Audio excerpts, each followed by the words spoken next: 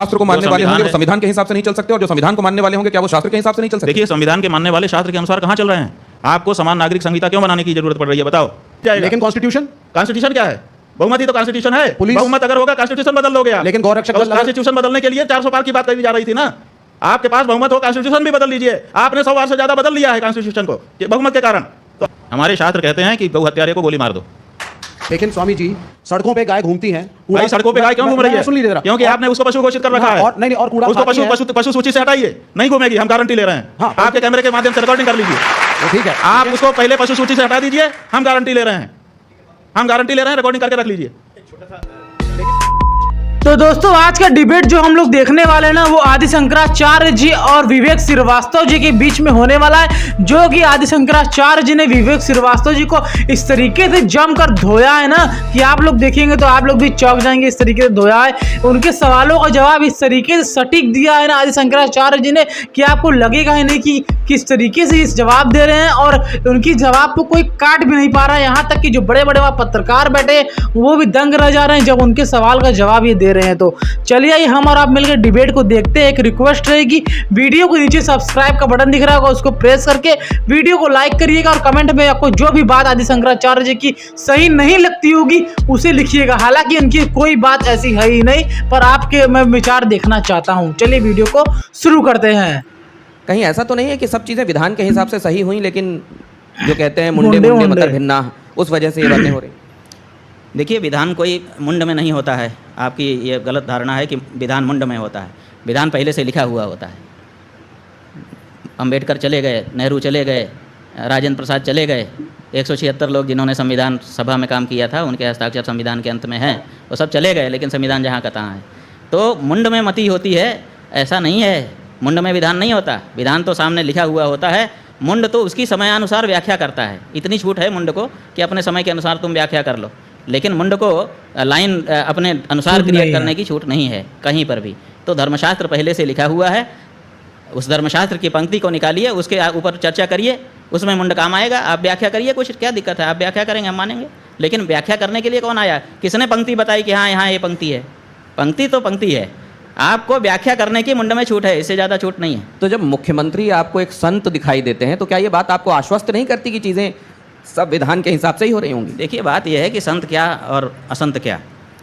जो जिस गद्दी पे बैठा है उस गद्दी की अपनी मांग होती है। जो जहाँ पर बैठा है, वो मुख्यमंत्री हैं इस समय। आप लोग उनको संत भी कहते हैं, हमको अच्छा नहीं लगता है। वो महंत और राजनेता दोनों एक साथ कोई नहीं हो सकता, न्याय नहीं कर पाएगा। इसलिए क्योंकि संत की जो गद्दी है उसकी अलग बात है, और जो राजनेता की गद्दी है, मुख्यमंत्री की गद्दी है, उसकी एक अलग बात है, उसकी अपनी मांग है। देखिए, हम हिंदू हैं, हम हिंदू धर्म के अनुसार रहेंगे, हमको छूट है। लेकिन हम जब राजा बन जाएंगे तब हम सबके बाप हो जाएंगे, सबके पिता, पालक, सबके प्रति हमारे समान भाव होंगे, तब हिंदू मुस्लिम हमको नहीं दिखेगा। तो दोनों की अपनी प्रकृति है। तो आप विरुद्ध प्रकृति की दो गद्दियों पर एक साथ कैसे बैठ सकते हो? आप या तो मुख्यमंत्री रहोगे या तो महंत रहोगे। तो आप तो मुख्यमंत्री की शपथ ले चुके हैं, मुख्यमंत्री हैं, तो मुख्यमंत्री को मुख्यमंत्री कहिए। जब वो मुख्यमंत्री पद से हट करके गद्दी पे जाएंगे तब हमको उनको गद्दी वाला मानेंगे, तब उनके साथ संत का व्यवहार करेंगे। तो स्वामी जी, क्या शास्त्रों में और संविधान में विरोधाभास है, मतैक्य नहीं है, और इसलिए तो ये विरोधाभास तो फिर हमेशा रहेगा? क्या विरोधाभास है? आप कह रहे हैं कि जो संविधान की गद्दी में बैठा हुआ है, हाँ, वो शास्त्र के हिसाब से होने वाली गद्दी में नहीं हो सकता, और जो शास्त्र वाली गद्दी में बैठा हुआ है वो संविधान वाली गद्दी में नहीं हो सकता। ठीक है। मतलब क्या इनमें विरोधाभास है क्या, शास्त्र में और संविधान में? हाँ, बिल्कुल विरोधाभास है। धर्मशास्त्र की अपनी मर्यादा है, उसके काम करने का अलग तरीका है। तो जो शास्त्र को मानने वाले होंगे वो संविधान के हिसाब से नहीं चल सकते, और जो संविधान को मानने वाले होंगे क्या वो शास्त्र के हिसाब से नहीं चल सकते? देखिए, संविधान के मानने वाले शास्त्र के अनुसार कहाँ चल रहे हैं? आपको समान नागरिक संहिता क्यों बनाने की जरूरत पड़ रही है, बताओ? अगर शास्त्र और संविधान दोनों साथ साथ चल सकते हैं तो आप समान नागरिक संहिता के बारे में क्यों लंबे समय से सोच रहे हो, क्यों उसकी बात करते हो? समान नागरिक संहिता बनानी ही इसलिए पड़ रही है क्योंकि धर्म अलग रास्ते जा रहा है। और देखिए, धर्म जो है वो लोक के साथ परलोक को भी सोचता है, और संविधान में परलोक की कोई व्यवस्था नहीं। सही बात कहें। कैसे हमारी आवश्यकताओं की पूर्ति वो करेगा संविधान? इसीलिए धर्म को छोड़ करके हम कैसे संविधान पर पूरी तरह से अवलंबित हो सकते हैं? उसमें परलोक की कहाँ चर्चा है, बताइए? वो केवल लोक के बारे में व्यवस्था बताता है, और हमारा धर्म वो लोक और परलोक दोनों को सुधारने की बात करता है। अंतर है दोनों में। तो जो भारतीय नागरिक है और शास्त्र में सनातन धर्मी भी है, वो क्या करे? वो संविधान को माने कि शास्त्र को माने? शास्त्र को मानना होगा, क्योंकि शास्त्र लोक परलोक दोनों की चर्चा करता है और हमारा जो जीवन है उसमें लोक परलोक दोनों समाहित हैं। इसलिए जहाँ तक हमको संविधान चोट नहीं पहुँचाएगा वहाँ तक हम उसको मान लेंगे, लेकिन जहाँ चोट पहुँचाता होगा वहाँ तो हमको धर्म को ही, धर्मशास्त्र क्या को ही चुनना ऐसा ही होगा। कोई व्यक्ति स्वामी जी रहा होगा जिसने अभी एक ब्राह्मण लड़के की जिन लोगों ने हत्या कर दी है मानते हुए कि वो गौरक्षक है, गौ विरोधी है और वो गौमांस ले जा रहा था साथ में? उसने कह दिया कि मुझसे भूल हो गई, जा करके सरेंडर कर दिया। आपका जो संविधान कानून बना है उसको भोगने के लिए तैयार है। आप क्या चाहते हैं इससे ज़्यादा? आपकी पुलिस को मशक्क़त भी नहीं करनी पड़ी, बहुत सारी टीमें भी नहीं बनानी पड़ी। वो तो स्वयं सामने आ गया, आकर के उसने समर्पण कर दिया कि मुझसे भूल हो गई, गलती हो गई और मैं तैयार हूँ, जो आपका कानून है उसके अनुसार मुकदमा चलाइए, सजा दीजिए। तो गौ रक्षा के लिए जो लोग कानून हाथ में लेते हैं वो आपके हिसाब से ठीक करते हैं? भाई गौ रक्षा के लिए कानून हाथ में लेने के लिए हमको आदेश है। हमारे शास्त्र कहते हैं कि गौ हत्यारे को गोली मार दो, है आदेश। हमने अपने मन पे पत्थर रखा है और भारत की सरकार से अपेक्षा की है कि ये हमारे हृदय पर जो चोट है उसको दूर करेंगे। कानून दूर नहीं कर रहा है तो आखिर हिंदू कब तक ये सहता रहेगा? 75 से ज़्यादा साल हो गए, हम छाती पे पत्थर रख करके बैठे हैं कि हमारी माँ को मारा जा रहा है, कानून कुछ न कुछ हमारी मदद करेगा। लेकिन स्वामी जी, सड़कों पे गाय घूमती हैं। भाई सड़कों पे गाय क्यों घूम रही है? सुन लीजिए जरा। क्योंकि आपने उसको पशु घोषित कर रखा है। और नहीं और कूड़ा उसको पशु सूची से हटाइए, नहीं घूमेगी, हम गारंटी ले रहे हैं। हाँ, आपके कैमरे के माध्यम से रिकॉर्डिंग कर लीजिए। ठीक है, आप उसको पहले पशु सूची से हटा दीजिए, हम गारंटी ले रहे हैं, हम गारंटी ले रहे हैं, रिकॉर्डिंग करके रख लीजिए।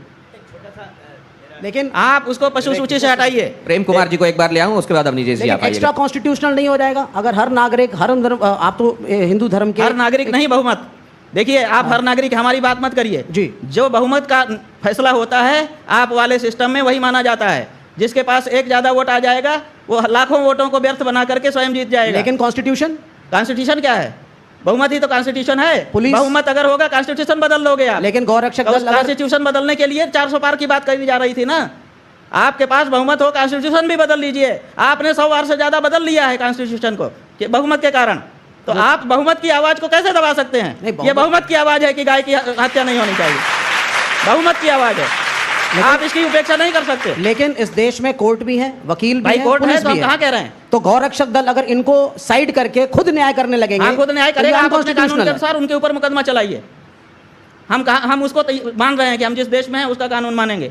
हम भारत में हैं, भारत का जो कानून है कि अगर हमने हत्या की है तो उसके लिए हमको दंड जो तय मिले, वही तो हम कह रहे हैं कि उस व्यक्ति से गोली चल गई, उसने कहा कि मैं मुझसे गलती हो गई है, इससे ज्यादा क्या करेगा वो? स्वामी जी, वो लेकिन कानून को पालन ही तो कर रहा है और क्या कर रहा है? स्वामी जी, अगर आप कह रहे हैं कि शास्त्र के हिसाब से चलना चाहिए तो दूसरे धर्मों के भी तो शास्त्र हैं, वो अपने हिसाब से चलेंगे। हाँ तो चले ना, कहाँ मना कर रहे हैं? हम कहाँ मना कर रहे हैं? बिल्कुल हम यही चाहते हैं कि वो भी अपने शास्त्र के अनुसार चलें। क्यों नहीं अपने शास्त्र के अनुसार चलते हैं? उनके शास्त्र में लिखा रहा है कि सबसे उत्तम निवास वो है जहाँ पर पूरी तरह से इस्लाम हो। तो पूरी तरह से जहाँ इस्लाम है वहाँ क्यों नहीं चले जाते हैं? बताओ, हमारे बीच में क्यों रह रहे हैं वो? यही तो सवाल है। तो वो पूरी तरह से अपने धर्म का पालन करें, इसी के लिए 57 देश बना लिए उन्होंने। नहीं, लेकिन देश तो और सदा है। अपने चले जाएं वहाँ पे पालन करें। और वक्फ बोर्ड के नाम पे जहाँ पे नहीं है वहाँ चले जाएं और जमीनों को एनक्रोच कर लें। क्या चीज़?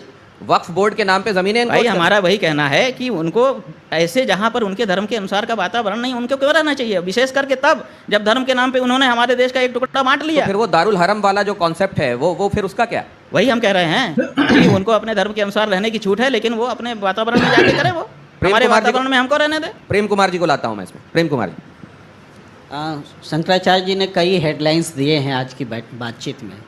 गो हत्या क्या है?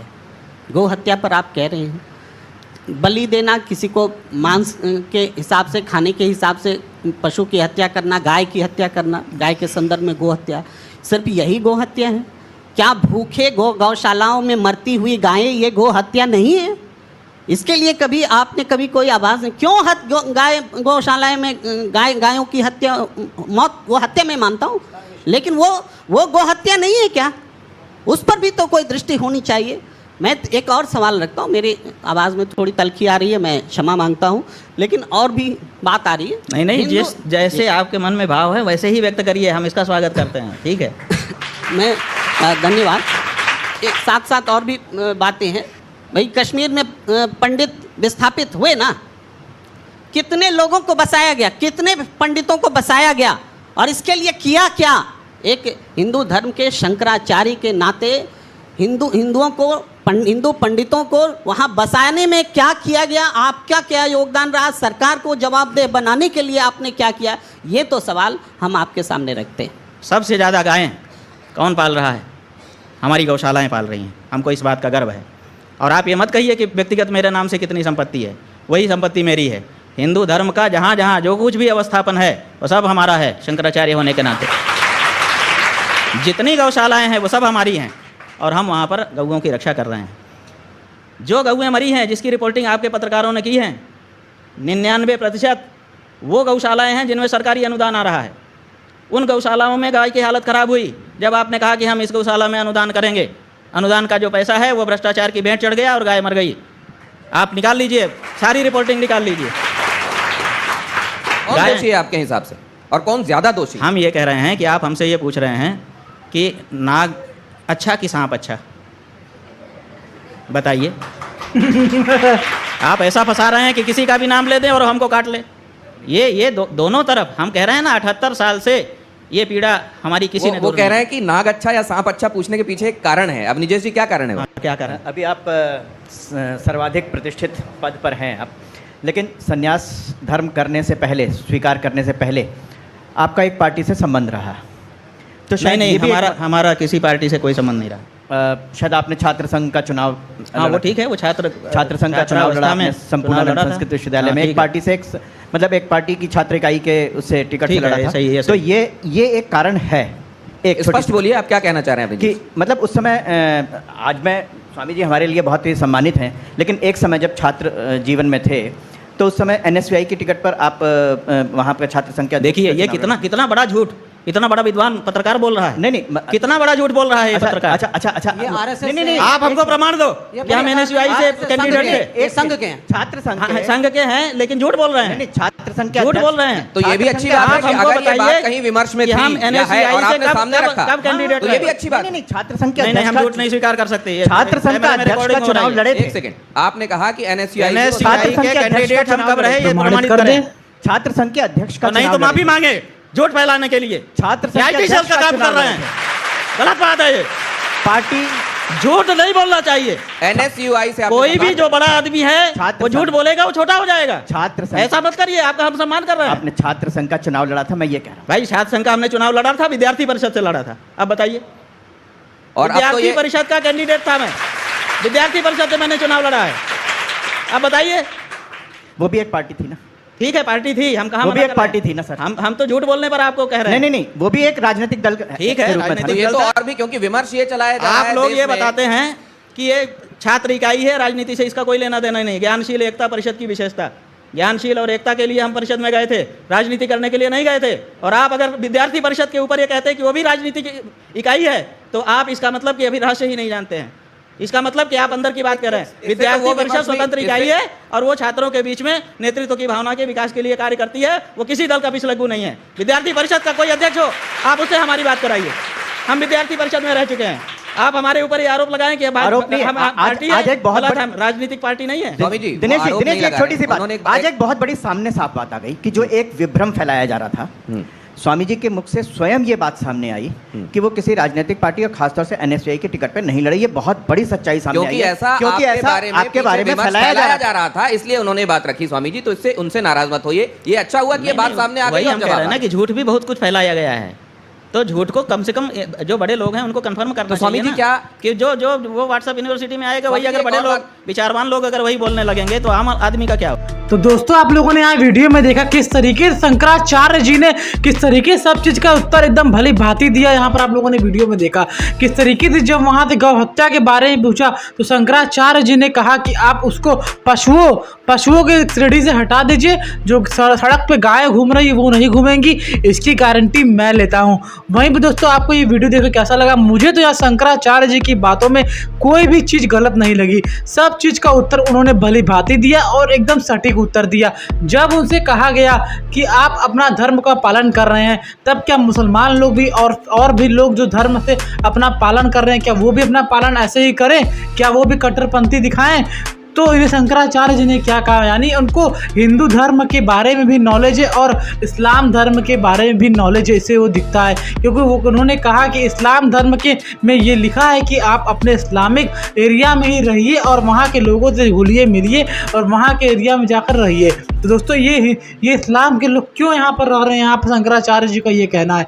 आपको ये डिबेट देख के कैसा लगा हमें कमेंट बॉक्स में ज़रूर बताइएगा। और दोस्तों मुझे तो ये डिबेट देख के बड़ा ही सही लगा, क्योंकि दोस्तों यहाँ पर शंकराचार्य जी की सारी बातें एकदम सटीक थी, एकदम सही थी। कोई भी बात अगर आप काट सकते हो या शंकराचार्य जी की बात आपको कोई भी गलत लगती हो तो हमें कमेंट बॉक्स में ज़रूर लिखिएगा। और दोस्तों आपसे रिक्वेस्ट रहेगी इस वीडियो को अपने दोस्तों, रिश्तेदारों और सगे संबंधियों तक शेयर करिएगा, ताकि सब तक ये वीडियो पहुंचे और सब लोग इस वीडियो का आनंद ले सके, सब लोग इस वीडियो का लाभ ले सके। चलिए दोस्तों मिलते हैं किसी और दिन किसी और वीडियो में। जय हिंद, जय भारत माता की।